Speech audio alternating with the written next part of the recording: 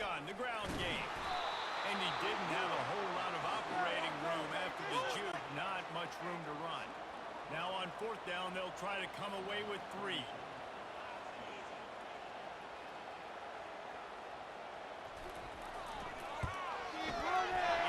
is true as he puts 3 on the board.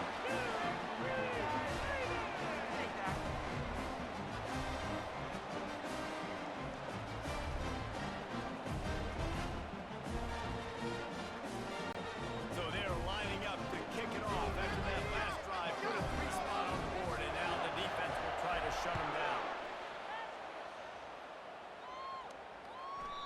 Not going to get a return here. They'll bring it out to the 25 as the kickoff sails through the back of the end zone. UCLA will go back to work on offense. Getting late here in the first half, they'll have a chance to make this a one-possession game. And the offensive play caller here has to really be dialed in. It's important down 2 possessions, Dave, that they're able to score some points, and you got to call your best stuff in this 2-minute situation. And such a good opportunity to cut into a 1-score game, create that momentum. And the Heat will get home, and the quarterback goes down at the 17. Well, I think one of the biggest reasons why this team is finding themselves in the hole here in the first half is this has been a sad part. They can't keep the defense off of their quarterback. They haven't been able to get the ball deep down the field, throwing it with the consistency they want because they can't keep their quarterback standing up straight. The Bruins will send out the punt unit. Bring it out. They got stuck in reverse. They hope the punt can bail them out. And the returner runs out of real estate as he goes down. The Bayou Bengals will run the offense out onto the field. That last drive was a long one, Jesse. They'd like this time to pay it off with a touchdown instead of a field goal. No doubt, Reese. They had a lot of good stuff going that last drive. Need to get a tutty up on the board here to extend that lead there. And I think you definitely want a touchdown, but if you put another long drive together, get points, multiple possessions in a row, start to let those body blows add up and wear this defense out. Wonder if they'll throw it again after the incompletion. 2nd and 10 from the 49. Got away from trouble and got rid of it. Got his man downfield. And he almost ran away from everybody on that one. A huge pickup on that play. Love the individual effort by the wide receiver after the catch, making people miss, showing you the speed. Now he set up his offense down in the red zone. They'll go to the counter play. Able to pick his way forward for a decent game before the defense gets him down. Ridiculous, take him out! Up already! Operating in the red zone here on 2nd down. They'll run it out of the shotgun. A solid pickup there before the defense is able to make the stop. LSU right back to the line. Keep the ball moving! Keep the ball moving! They'll try to pick it up on the ground. And he's tripped up, but not before picking up the first down. They'll use a timeout right before halftime. Maybe time for 1 or 2 more plays.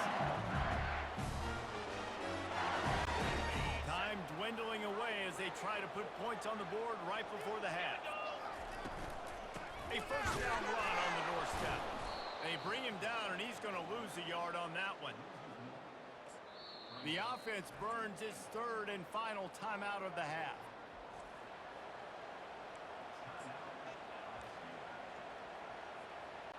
And in the final seconds of the first half, they'll send out the field goal unit. And he'll try to knock through a short one, his 2nd of the day, this one from 23. That thing would have hit a string in the middle of the uprights. Perfect. And the field goal to end the half takes us to halftime.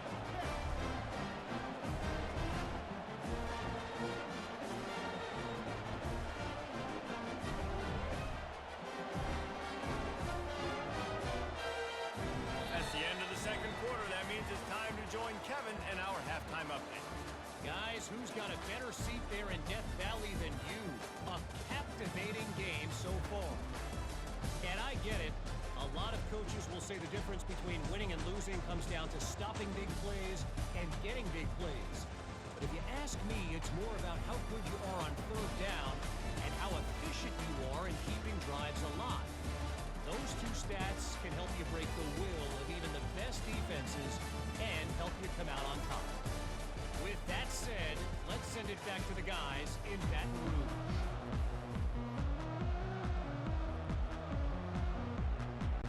LSU ready to boot it away and open this second half.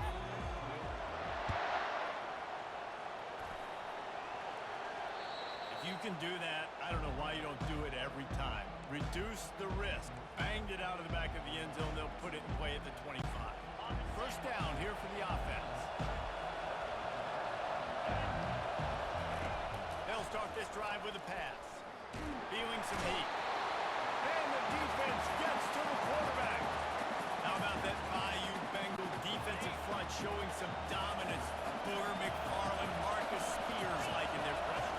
And that defensive line getting to the quarterback, and they got so many guys that we could name like Spears that you just mentioned, like Booger in the past, that put on that purple and gold, look good, big, physical guys that fill out their uniforms and eat quarterbacks.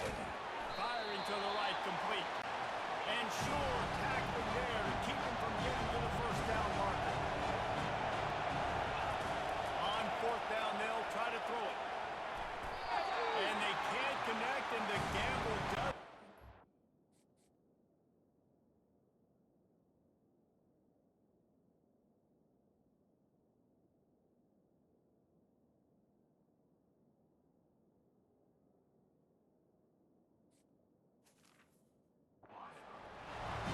Nice job by the defense. They talk about when you have your foot on the neck of your opponent, you just keep the pressure down, right? You don't take it off. And with that opportunity, a fourth down in their opponent's territory, you get the stop. You now get an opportunity here in the second half to build on your two-possession lead.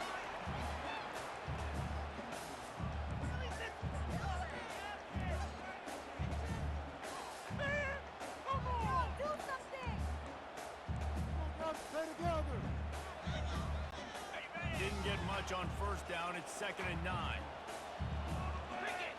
Looking downfield, it's Gus Meyer. Got the back over the middle. They stop him almost immediately. Short gain there, and still a little ground to cover to pick up the first. Really need to pick up this conversion and avoid having to settle for the field goal. Off the play fake. Floating away. Pressure's there, and he gets rid of it. Couldn't find anywhere to throw the football, just got rid of it, and that's the number one thing. Avoid disaster here. 3rd and short in college football today, you see so much more pass than you used to. The offense stays aggressive, and I think they stay aggressive because they know they're in field goal range. They got that 3 in their back pocket. They're not into 3s. They want 6s, and to keep this drive alive, they'll need to get it on 4th down. Trying to pick up the first out of the backfield. How about that defense rising up and stopping him short on 4th down? You know, offensively in that situation, fourth down, you're throwing for it. Everything has to go right, or someone just needs to be able to make a play to keep the drive alive. They couldn't get it done, and now the offense is coming off the field. And it's incomplete. If you're going to take a hit like that, you might as well hang on to the ball. Let's see what they've got on 2nd down. After the incompletion, back to the passing game. He's got an open man. Now they've got even more breathing room out to the 31 and a fresh set of downs. Some programs just seem to be built for a great passing game. The patron saint of Bruin passers is Troy Aikman. And honestly, Reese, it makes me think of the UCLA blue, the sweet uniforms with the gold, just quarterbacks looking sweet, McNown, DTR, looking the part, being the part. He's back to throw on 2nd down. Grabbed in the backfield. It's Jones. And he was fortunate not to lose yardage on that play, able to wedge it back to the line of scrimmage. And this offense just can't afford not to get the first down here. Already trailing big, and the clock is not their friend. On a little time, lets it go. And the 3rd down pass is incomplete. Well, after struggling so much in the first half, I thought they would have made some adjustments here at halftime to see if they can open up this passing game. But early on in the second half, they're just not really able to get that done. Incompletion on 3rd down in your own end, you're expecting them to punt. And you make the stop, and that is exactly what you want out of your punt cover unit. LSU will dive into the playbook here on offense.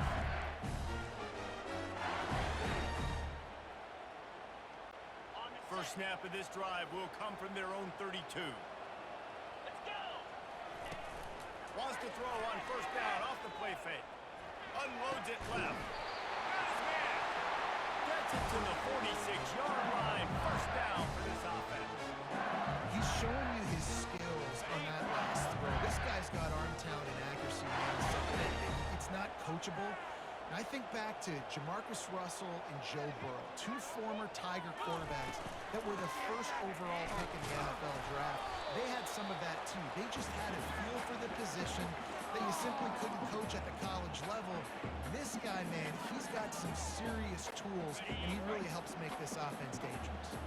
After the 3-yard pickup, they come to the line, 2nd and 7. They're bringing heat. And he got smacked just as he released the pass. It's incomplete. Yeah, it fell incomplete because he did a great job of getting to the quarterback. He's in the pocket. Yeah, he's comfortable, but you get in there and you get a hit on him. Now he feels it. Can't throw the football. Can't follow through with his own motion. Nice job by the defense. The offensive coordinators put in countless hours every week trying to form